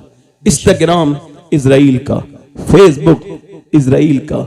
और आपको बताऊं, ऐसी कोई वीडियो आपके मोबाइल में आज तक चली नहीं जो इल्म में, अल्लाह के इल्म में ना हो, जिसे अल्लाह ने देखा ना हो। कोई छोटी से छोटी वीडियो कोई ऐसी नहीं है, कोई ऐसा रास्ता नहीं था जहां तुम चल रहे थे, तुमने किसी की बेटी को बुरी नजर से देखा था तो उसने देखा नहीं था। आंखों से देखना ये फिजिकल तो नहीं, मगर ये दिमाग, आंखों का जिना है, आंखों का जिना है ये। मेरे भाई तेरी आंखें नहीं नहीं नहीं, मेरे आका फरमाते हैं ये अल्लाह की अमानत है। आंखें क्यों बनाई गई? अल्लाह के दीदार के लिए। अच्छा, ऐसे मरना चाहते हो कि तुम मरो तो तुम्हें लोग ये याद दिलाएं, ये इधर देखो मेरे दोस्तों, मेरे दोस्तों, तुम मोबाइल के लिए पैदा किए गए थे। ये आजकल नौजवान बर्बाद नहीं हो रहे, इनको किसी से कोई मतलब नहीं, बस मोबाइल में लगे हुए। जब तक डेटा के खत्म होए यार, 10 मिनट जाके उससे पूछ जो मरने जा रहा है, जिसका पूरा जिस्म फालिज में हो गया, यानी मरने से पहले पूरा जिस्म काम नहीं करता, सिर्फ ये हिस्सा इसमें रूह रह जाती है, और वो देखता है फरिश्तों को तो कहता है मुझे एक बार नमाज पढ़ने दे। वो कहता है नहीं नहीं नहीं, एक बार नहीं नहीं नहीं। आंखें बंद होती हैं तब खुलती तब है जब बंद होने वाली होती है। इस वजह से दुनिया में आपको आए थे कि अब तुम मरोगे तो ऐसे मरोगे। अच्छा, मौला अली फरमाते हैं मैंने अपनी आंखों से कभी अपना प्राइवेट पार्ट, अपनी शर्मगाह नहीं देखी। क्यों नहीं देखी? जायज तो है। फरमाते जिन आंखों से हुजूर को देखता था शर्म आती थी। अच्छा ये बताओ जन्नत शरीफ वालों, सब हुजूर से प्यार करते हो, अगर सरकार यहां आ जाएं तो तुम क्या देख सकते हो, नजर उठा सकते हो? नहीं नहीं नहीं। आला हजरत फरमाते मुजरिम को न शर्माओ, अहबाब कफन ढक दो, मुंह देख के क्या होगा, पर्दे में भलाई है। नौजवान अगर तूने अपनी आंखों को मजबूत न किया तो तेरी जिंदगी बर्बाद कर देगी ये तेरी आदत। मेरे दोस्त, एक आदमी है हजरत सैयदना इमाम हसन बसरी के पास एक हाफिज कुरान आया और उनका मुरीद था सबसे मजबूत तनाटन, इतना मजबूत हाफिज पूरे बसरा में कोई नहीं था। और जाके कहने लगा हुजूर मैं बर्बाद हो गया, कांपने लगा। और क्या हुआ? ओ हुजूर बर्बाद हो गया। और बता तो क्या हुआ? ओ हुजूर बर्बाद हो गया। और बता तो। कहने लगा मैं एक लड़की का पीछा कर रहा था, उसने मुझे पलट के देखा, कहा तुझे शर्म नहीं आती? एक तो तू मुसलमान, दूसरा हाफिज कुरान, फिर भी मुझे पलट के देखता है। कहा हुजूर उसके अल्फाज सीने के ऊपर असर कर गए और फिर तब से लेके अब तक मैं पूरा कुरान भूल गया, एक भी आयत मुझे याद नहीं। अभी मेरा कुरान निकला है, कहीं मेरा ईमान न निकल जाए। अरे पढ़े लिखे लोग फेसबुक चलाते हैं मगर कुरान नहीं पढ़ पाते, कुरान नहीं पढ़ पाते। कहीं ऐसा तो नहीं अल्लाह नाराज हो गया है? हमारे घरों में हमारी कोई इज्जत नहीं रही, इस मुल्क में आज हम हर जगह जलील हो रहे हैं। उसकी वजह यही है कि हम वो मुसलमान नहीं रहे जो थे, वो मुसलमान नहीं रहे जो मुसलमान कल थे। वो कोई और थे, हट न सकते थे अगर जंग में अड़ जाते थे। पांव शेरों के भी मैदान से वो ये से वाले मुसलमान नहीं थे। वो ये नहीं थे कि मियां अब इमाम हसन बसरी इतना रोए कि बेहोश हो गए। और जब होश आया तो कल लोगों तौबा करो, मैंने जितने लोगों का ईमान छिनते देखा है, यानी बर्बादी, वो वही है जिनकी आंखें खराब थी, जिन्होंने दूसरों की लड़कियों को बुरी नजर से देखा था, जिन्होंने दूसरों की बहनों को बुरी नजर से देखा था। एक सवाल आपसे यह है, कैसे मरना चाहते हो? ऐसे कि लोग तुम्हें कलमा याद दिलाएं फिर भी तुमने रूह निकलते देखी कुछ लोगों की? मैंने सुना है, आपने भी सुना, हमने बचपन से सुना है फलां का दम नहीं निकल रहा है। सुना है? दम नहीं, क्यों नहीं निकल रहा है? रूह नहीं निकल रही है। लोग कह रहे कलमा पढ़ो से कुछ याद ही नहीं है। ऐसी मौत न मरो कि तुम मरते वक्त तुम्हें लोग कलमा भी याद दिलाएं तो तुम उल्टी सीधी बात करो उससे। क्या बात? ऐसी कहते हैं लोग, और इस वजह से कहते हैं ज्यादा मत कहो कलमा, ज्यादा कलमे को ना कहो। उलमा कहते हैं ज्यादा ना कहो, क्यों? क्योंकि क्या पता उल्टी सीधी बात कह दे। बिल्कुल। अच्छा ऐसा कि कलमा तुम्हें लोग, ऐसा कलमा ऐसा ना मरो कि तुम्हें लोग कलमा याद दिलाएं, नहीं नहीं नहीं नहीं, बल्कि ऐसे मरो कि तुम दुनिया से जा रहे हो तो दुनिया वालों को कलमा याद दिला के चले जाओ। इतना कलमा पढ़ो। हमारे ताया जिनका ये मजार है हकीम अहमद शाह रहमतुल्लाह अलैह, अहमद अली शाह रहमतुल्लाह अलैह, वो कहते थे जबान से ही तो काम करते हो, मगर अब हाथ से ही तो काम करते हो, मगर जबान से कलमा पढ़ा करो। और इतना पढ़ो कि तुम खामोश हो जाओ तो तुम्हारा दिल कलमा पढ़ने लगे। अल्लाह उनकी कब्र पे रहमत की बारिश करे, अल्लाह उनकी मग़फ़िरत फरमाए। आप तो सब ये बड़े बड़े लोग जानते हैं, नए लोगों को नहीं पता होगा। अब बड़े नेक इंसान थे मेरे ताया, अल्लाह उनके बख्शे। ये बात इस वजह से कह रहा हूं कि मैंने इतना कुरान पढ़ता हुआ आज तक किसी आदमी को नहीं देखा जितना मैंने उन्हें कुरान पढ़ता हुआ देखा है। 6-7 सिपारे रोज पढ़ते थे और वो कहते थे मेरे लाल आज उनकी ये मजार करीम में है। तो ये बात कह रहा हूं, वो कहते थे मेरे बेटे जिस खानदान से कुरान निकले वो कुरान घर बर्बाद हो जाए। बेशक बेशक। अल्लाह अल्लाह। कारी मोहम्मद अली फैजी साहब आ रहे हैं, बड़ी खामोशी के साथ। आप खड़े नहीं होंगे? जी जी। नारे तकबीर। अच्छा ये आ भी रहे हैं, आपको खुश गौसियत मसलके आला हजरत कारी मोहम्मद अली साहब को फैजी बराओ शरीफ। ए भाई ए इधर कौन? इधर दिखाने, इधर देखो, बैठो वहीं, बैठ जाओ मेरे बेटे, बैठ जाओ। अच्छे इंसान हो ना, बैठ जाओ मेरे बेटे, बैठ जाओ। अच्छे इंसान हो, अच्छे लोग ऐसी बात नहीं करते बेटे। मैं कोई गलत बात कर रहा हूं? कोई बात बुरी लग गई मेरी क्या? हैं? अच्छा ठीक है, जाओ जाओ जाओ जाओ, आ जाना। नाम बता के जाओ, क्या नाम है? अब्बा का नाम भी बताओ। इरशाद। चलो ठीक है, जाओ।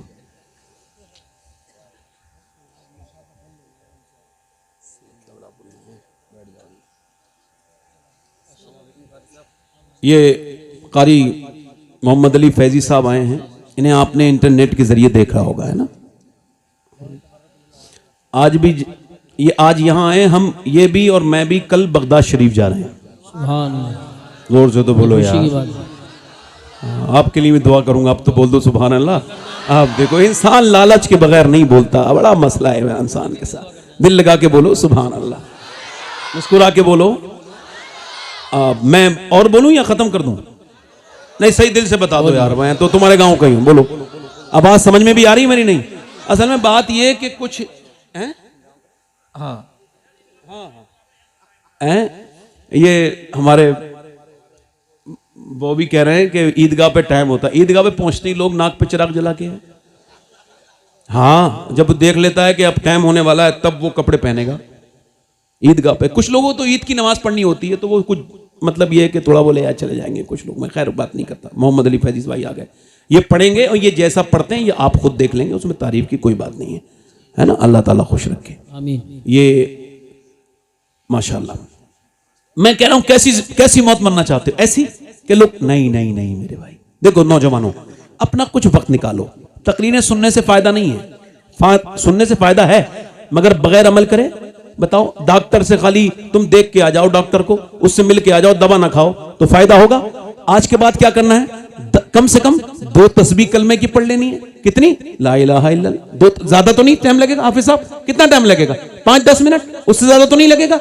माशाअल्लाह, उससे ज्यादा तो नहीं लगेगा। अब मेरी तरफ देखो, मेरी तरफ गौर करो। ऐसे नहीं मरना है कि लोग कलमा याद दिलाएं, नहीं नहीं नहीं, बल्कि ऐसे मरना है कि तुम जाओ तो लोगों को कलमा याद दिला के चले जाओ। ऐसे जाओ कि बरेली में एक बुजुर्ग है, 92 साल की उम्र है, 92 साल की उम्र है, दुनिया से जाने वाले, बिल्कुल आखिरी वक्त है और उन्होंने मगरिब के बाद बेहोशी हुई और फिर होश आया तो 12 बज रहे थे तकरीबन। कहा क्या मैंने नमाज पढ़ी है? सुभान अल्लाह। पहला सवाल क्या किया? क्या मैंने नमाज पढ़ी है? कहा जी हुजूर अभी मगरिब की पढ़ी है, इशा की नहीं पढ़ी। कहा मुझे वुजू कराओ। कहा हुजूर? कहा ठंडे पानी से वुजू किया, वुजू करने के बाद बड़ी मुश्किल से वुजू कराया, बिल्कुल मौत के करीब, कमजोर है, 92 साल की उम्र है, बिल्कुल कमजोर है, बिल्कुल कमजोर है। और आपने कहा वुजू किया, उसके बाद कहा मुझे खड़ा करो। कहा हुजूर बैठ के पढ़ लें, आपकी तबीयत खराब है। तो आंखों में आंसू ले आए, कह लगे मैंने जिंदगी में कभी बैठ के नमाज नहीं पढ़ी तो आज कैसे बैठ के नमाज पढ़ूंगा।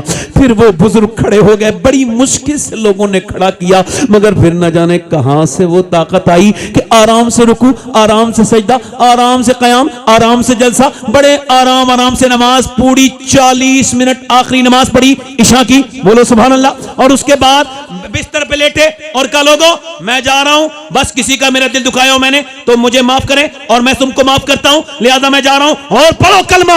अब 200-250 लोग साथ में कलमा पढ़ रहे हैं। वो सबको देख के मुस्कुराने लगे और मुस्कुरा के कलमा पढ़ते ये गए वो गए खत्म। उसके बाद चेहरा बिल्कुल मुस्कुरा गया। शेख सादी कहते हैं ऐसे न मरना कि तू रो रहा हो, तू ऐसे न मरना कि तेरे चेहरे पर गम हो, बल्कि तू जब आया था तो ऐसा था कि तू रो रहा था, लोग हंस रहे थे। जब तू जाए तो ऐसा होना चाहिए कि तू मुस्कुरा रहा हो और लोग रो रहे हो। सारे लोगों ने रोना किया, उन्होंने कलमा पढ़ते पढ़ते रूह निकली। उस अजीम हस्ती का नाम दुनिया में बता के चले गए कि देखो ऐसी जिंदगी ना गुजारना कि लोग कलमा याद दिलाएं तो पढ़ो, बल्कि ऐसी जिंदगी गुजारो कि तुम्हें लोग कलमा याद दिलाएं और बल्कि तुम लोगों को याद दिला के चले जाओ।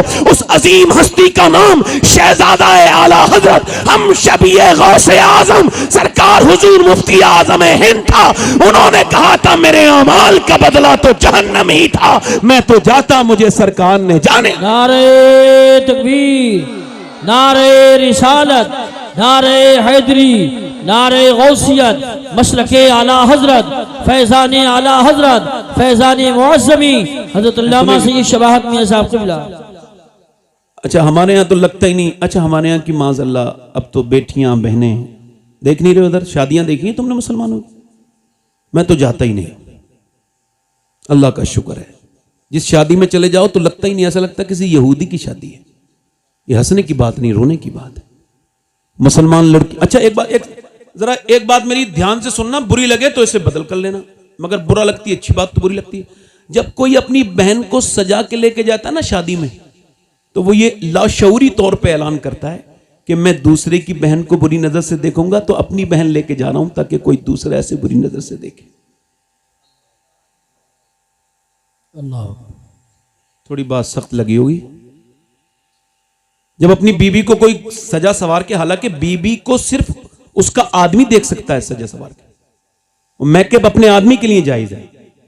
अब कुछ जाहिल औरतें ऐसी हैं वो बारात में जाएंगी तो ये मुंह काला पीला करके, और अपने आदमी को जब वो आएगा तो वही पुराना जो है वो मुंह जो बगैर धुलावा, बगैर जो है वो उसके ऐसे ही पुराने धुले हुए कपड़े बेकार से।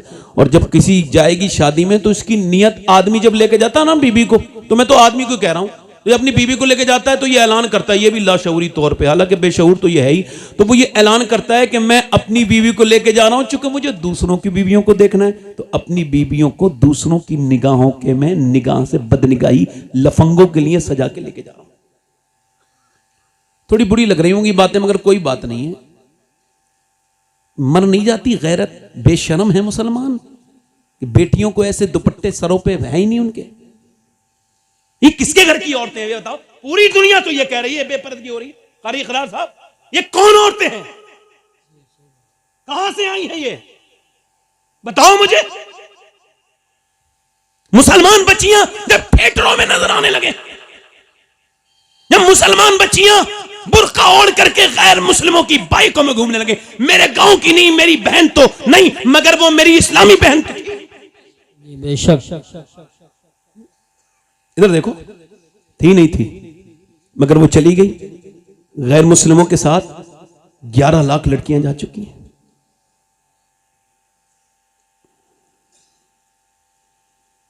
तालीम क्या होती है? तालीम लानत है ऐसी तालीम पर जो मेरे और तुम्हारे घर की हया छीन ले, जो ईमान की कातिल बन जाए। वो तालीम नहीं, जिहालत है। मुझे वो घरों में पढ़ाने वाली मुल्लानियां पसंद हैं जिन्होंने कुरान पढ़ के औरत को नेक बना दिया। सुभान अल्लाह, बहुत अच्छा। बोलो मेरी बात गलत है सही है? और ये बिल्कुल भी फंदे में ना आना, बिल्कुल। कोई भी अपनी बच्ची को अगर डॉक्टर बनाना चाहता है बनाए, मगर पहले वो कनीज़े फातिमा बनाए। बेशक तालीम जरूरी नहीं है, पहले दीन जरूरी है। अच्छा, ये मुसलमान की लड़की हो सकती है जो किसी गैर मुस्लिम के साथ चली जाए? बताओ जल्दी बोलो, हो सकती है? जल्दी बोलो, हो सकती है? ये वो किसी बेहया की बेटी थी जिसने उसे फिल्म तो दिखानी सिखाई, जिसने से टीवी के सामने रोना सिखाया, मगर अल्लाह के सामने रोना नहीं सिखाया। जी बेशक,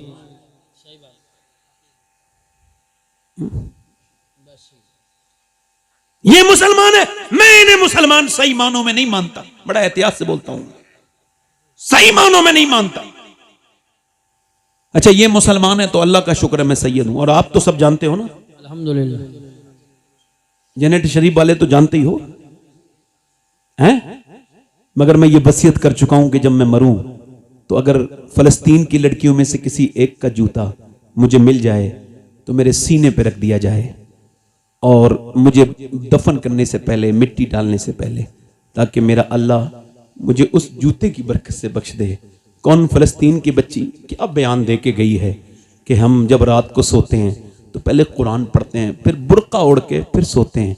कहा क्यों? कहा इस वजह से जब इजराइल बम गिराता है तो कोई बुर्का तो नहीं ओढ़ता ना, आप क्यों ओढ़ती हो? कहा इस वजह से जब इजराइल बम गिराता है तो घर में से लाशें निकलती हैं, और लाशों में से हमारी लाशें जब निकलती हैं तो हम ये सोच के बुर्का ओढ़ के सोते हैं कि सुबह को जब हमारी लाशें निकलें तो पर्दे में होनी चाहिए, बेपर्दा नहीं होनी चाहिए, ताकि क़यामत के दिन आमना के लाल से मुलाकात हो तो हम अर्ज कर दें, ए अल्लाह के रसूल, हमारे 25 से 30 हज़ार बच्चे भूख से मर गए, सूख के मर गए, हमारे जवानों को, लाशों को कफन नहीं मिले, मगर ए अल्लाह के रसूल, एक भी औरत ने किसी यहूदी का हाथ नहीं पकड़ा, बल्कि यही कहा 70,000 तकरीबन औरतें शहीद हुई, यही कहती हुई, ए आमना के लाल, जब तक जान रहेगी तेरी मस्जिद अक्सा पे कुर्बान रहेगी।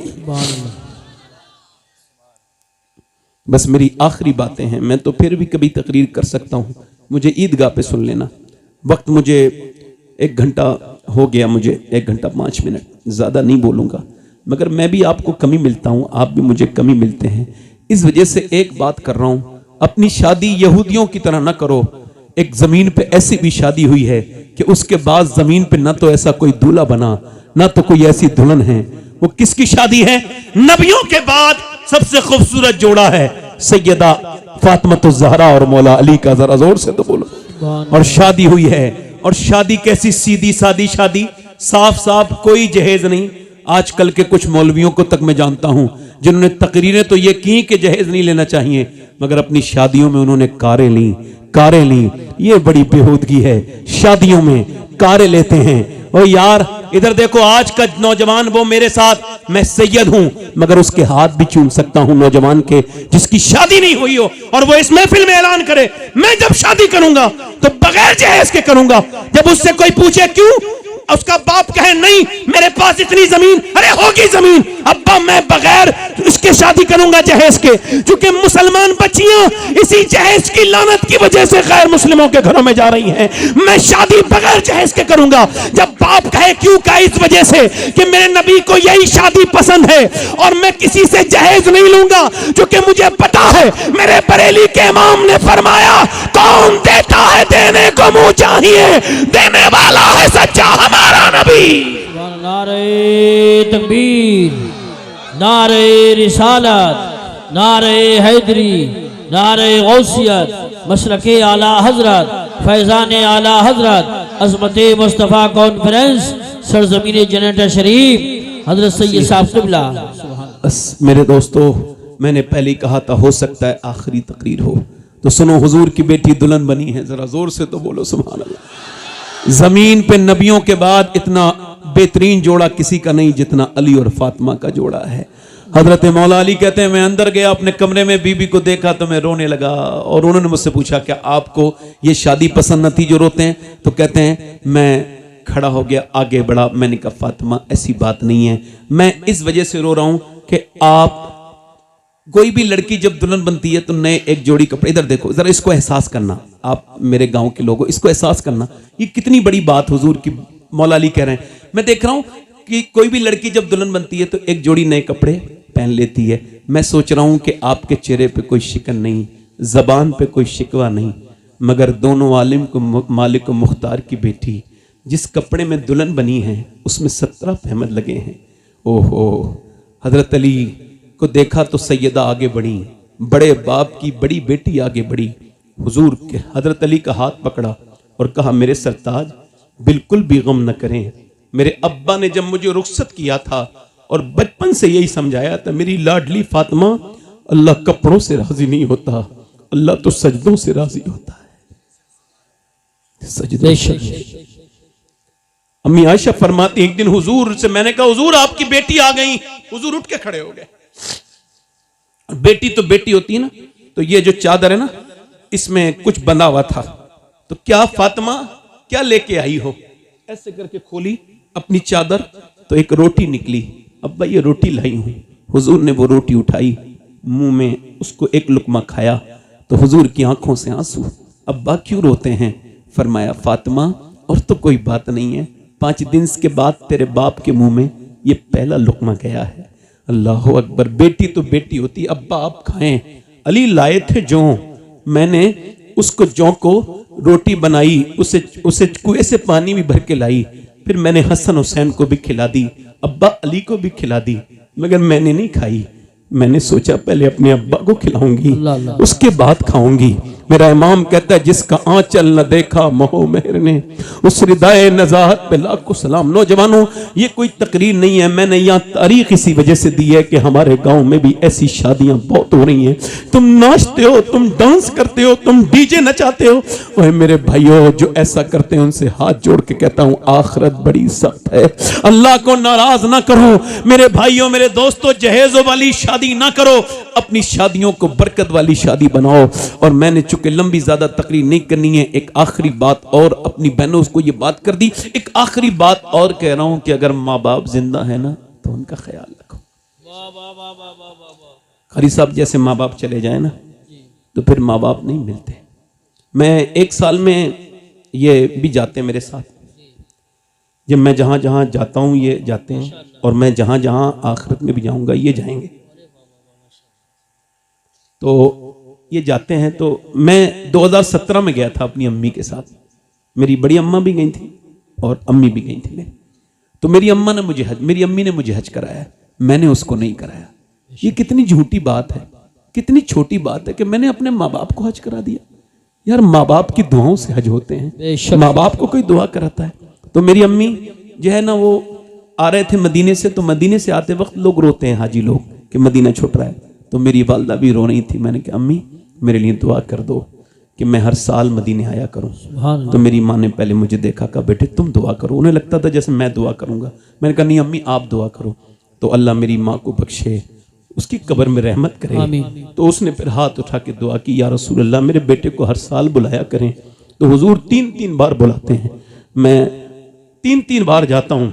माँ अगर राजी है ना, ये अगर चली जाए, जैसे जिस घर में माँ बाप हो ना, तो पुराने घर भी नए से अच्छे लगते हैं। बेशक। और घर में जिस कमरे में माँ बैठी हो वो कितना खूबसूरत कमरा है। हजरत सैयदना अबू हुरैरा कहते हैं एक दिन एक बूढ़ी औरत के आने पे हुजूर इतना खुश हुए, हुजूर उठ के खड़े हुए, उसको ऊपर बिठाला और अपनी चादर बिछाई और वो ऊपर बैठ गई।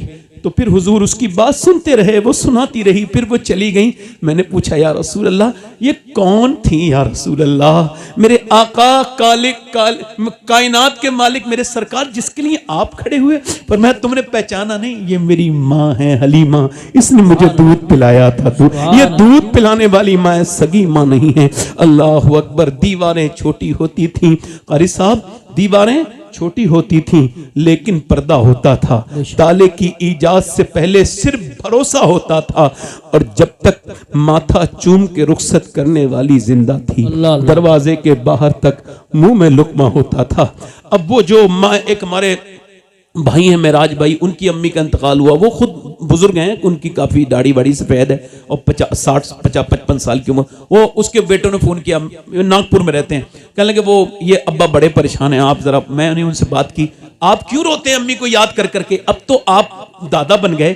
तो कहने लगे सैयद साहब बात ये ना, घर में आता था ना तो अब दादा चाचा ताया कहने वाले हैं, मगर वो जो कहती थी मेरे बेटे आ गया, मेरे महराज आ गया, तो बोले वो बड़ी याद आती है कि माँ मर जाए ना। और मैं आपसे कह रहा हूँ, मेरे दोस्त हैं वो तकरीर कर रहे थे, तो मैंने उन्हें फ़ोन किया, मैंने कहा यार बड़ी अच्छी बात है, तुम तकरीर कर रहे थे, तुम्हारे वालिद बराबर में बैठे थे, बड़े खुश नसीब हो। तो कहने लगे क्यों? मैंने कहा इस वजह से तुम्हारे वालिद ने तुम्हारी तकरीर सुन ली।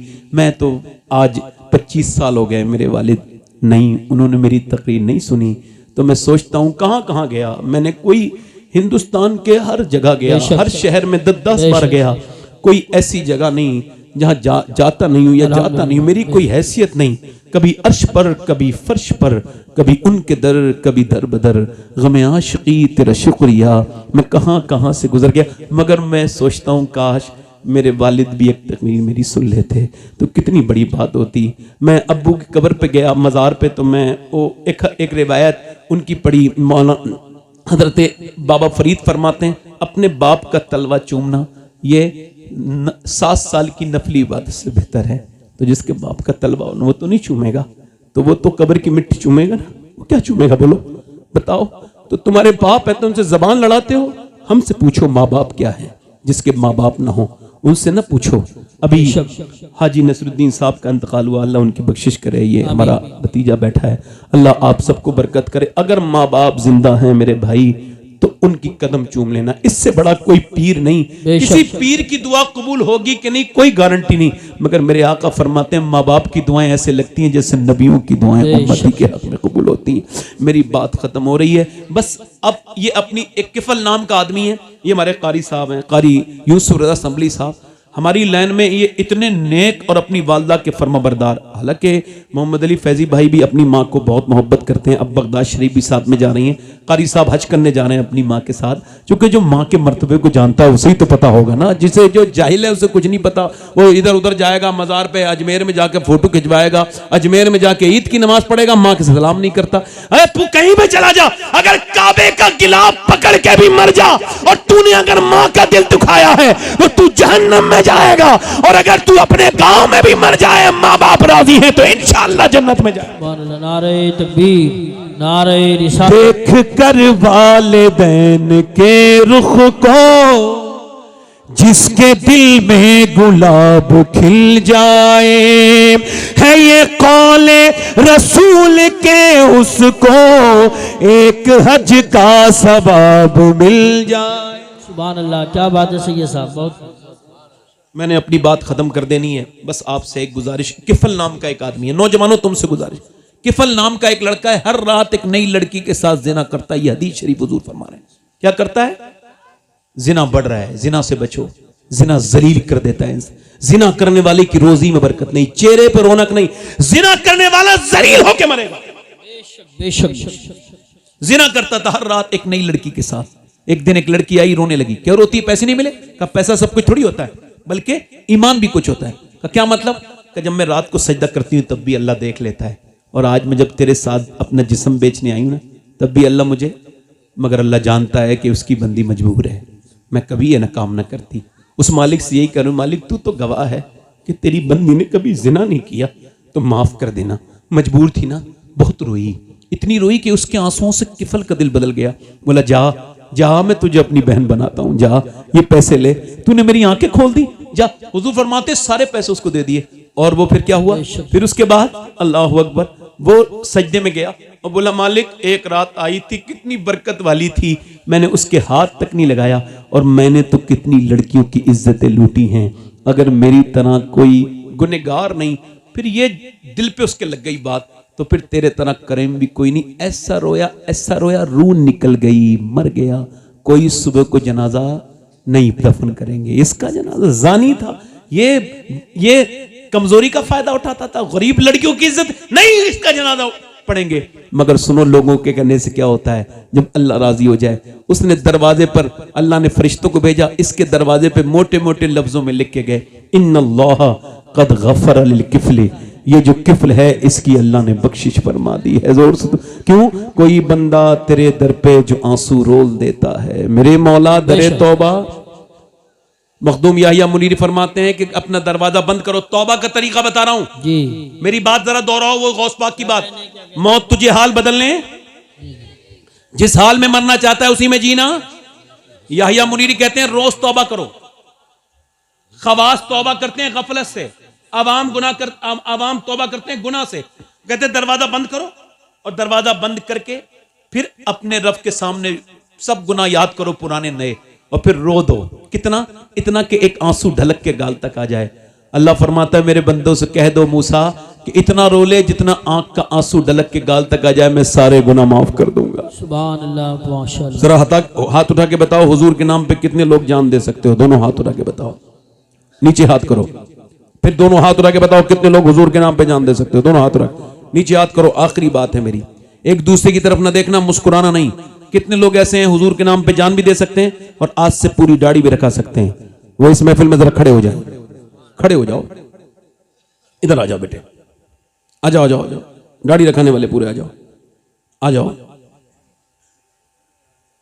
आ जाओ, आ जाओ। एक हो गया। कोई दूसरा आशिक रसूल है? देखो हंसो मत, मैंने आपसे कहा 100 शहीदों का सवाब है। अच्छी लड़की से अगर शादी करनी है ना तो शादी से पहले दाढ़ी रखा लो, बिगड़ी हुई लड़कियों से बच जाओगे। क्योंकि कोई भी बिगड़ी हुई लड़की दाढ़ी वाला पसंद नहीं करती, दाढ़ी वाला वही पसंद करती है जिसे मदीने वाला पसंद हो। ये एक खड़ा हुआ है हमारा भाई, कोई दूसरा है इसने मजमे में जो सुन्नत रसूल के लिए आ जाए?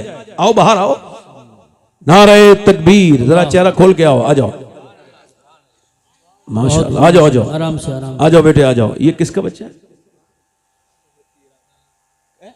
कहां से आए हो? किन के लड़के हैं? हुसैनी मस्जिद। तुम्हारी तो दाढ़ी है, जाओ बैठो जाके, पहले समझो तकरीर फिर आना, जाओ बैठो।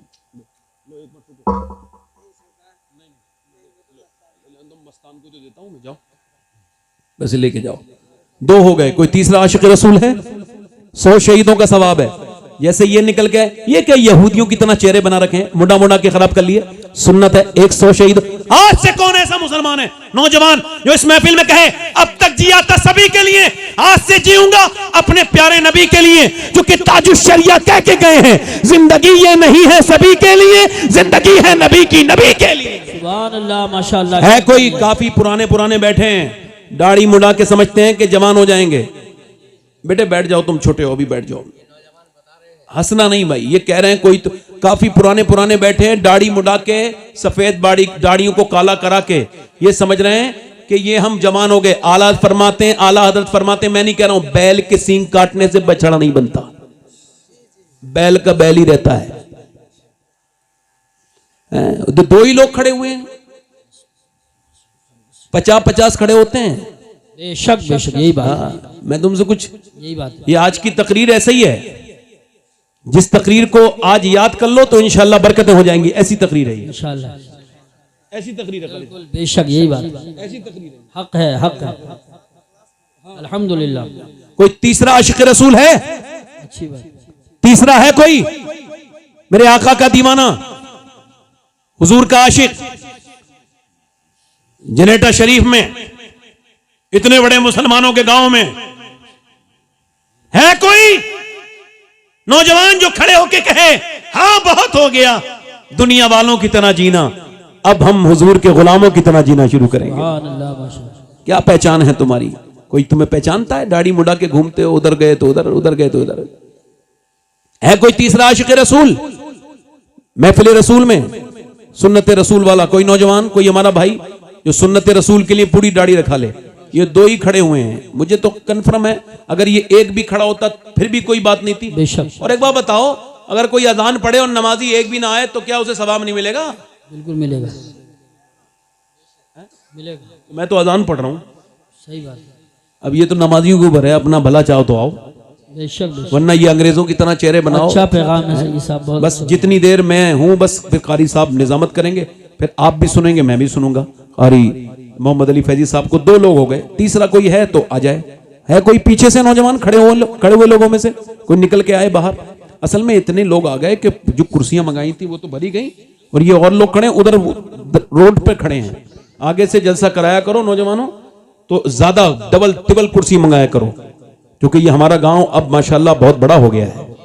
हाँ, इसका मर्तबा भी बड़ा है, क्योंकि दादा मियाँ सारे गांव से बड़ा मर्तबा है हमारे गांव।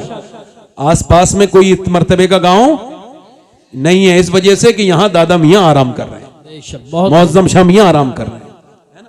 चलो भाई दाढ़ी रखाना दोनों इंशाल्लाह, अल्लाह ताला जज़ा दे तुमको। बैठ जाओ, बैठ जाओ बेटे, आगे आ गए तो पीछे मत जाओ, आप खड़े हो जाओ, यहीं पे बैठ जाओ, यहीं पे। जरा हुजूर की आंखों की ठंडक है नमाज। इरादा कौन कौन करता है नमाज का? ये तो कर सकते हो ना नौजवानों। आज से मस्जिदें अगर भरी हो गई तो समझो जलसा कामयाब है अपना। दोनों हाथ उठा के बोलो इंशाल्लाह नमाज का इरादा करते हो। दोनों हाथ उठा के बोलो इंशाल्लाह इरादा करते हो, नमाज पढ़ोगे इंशाल्लाह। बहन बेटी को पर्दे के लिए कहोगे अपनी इंशाल्लाह। हमेशा सुन्नियों के सच्चे मजहब मसल के आला हदत पर रहोगे इंशाल्लाह। अल्लाह आप सबको सलामत रखे, बाकरामत रखे। मैं दुआ करता हूं मेरी कोई बात बुरी लगी हो तो मुझे माफ कर दो, चूंकि काफी वक्त हो गया, 1.5 घंटा बोल गया मैं। आपको पता तो नहीं चला?